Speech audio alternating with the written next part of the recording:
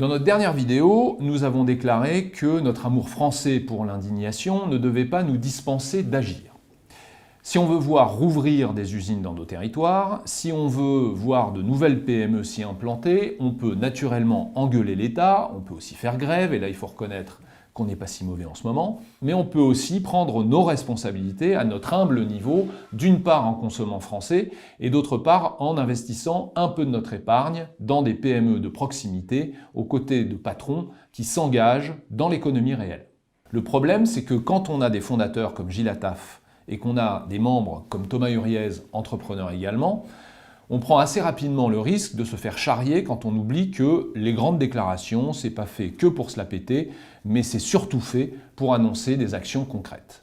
Et je ne sais pas vous, mais nous, aux Forces françaises de l'industrie, on aime beaucoup l'ironie, mais plutôt quand elle s'adresse aux autres.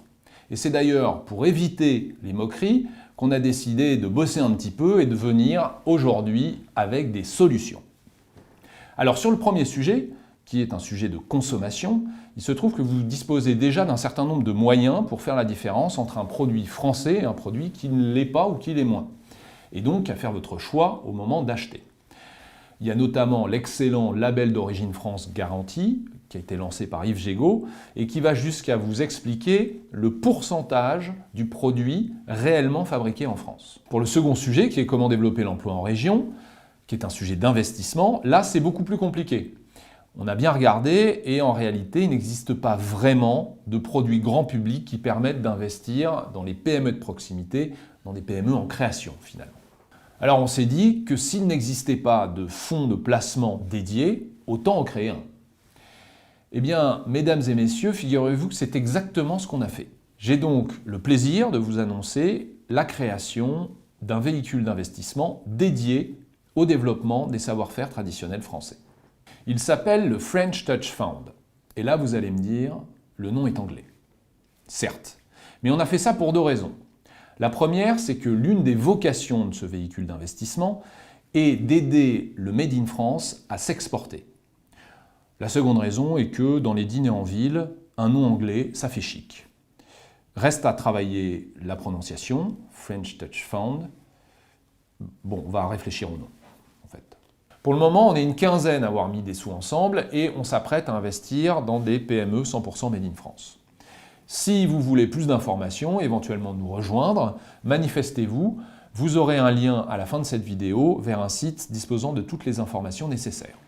Il se trouve que la loi sur l'appel public à l'épargne nous oblige à réserver l'accès à ce véhicule d'investissement aux individus dits avertis, c'est-à-dire les chefs d'entreprise, les investisseurs expérimentés, ou les cadres dirigeants. Et donc cela exclut beaucoup de gens en fait. Mais aux Forces françaises de l'industrie, on veut proposer des solutions à tous ceux qui veulent s'engager. Et pas seulement parce qu'on est des grands mégalos, et là je parle surtout des deux autres cofondateurs naturellement.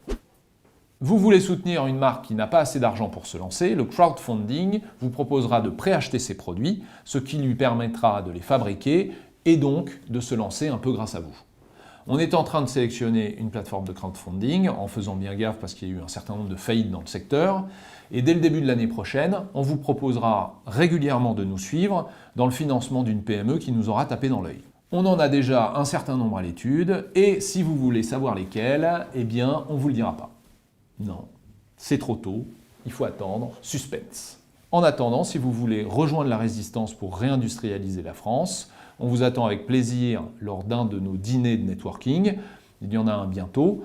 Toutes les informations sont dans la description, vous n'avez qu'à cliquer. À bientôt les résistants.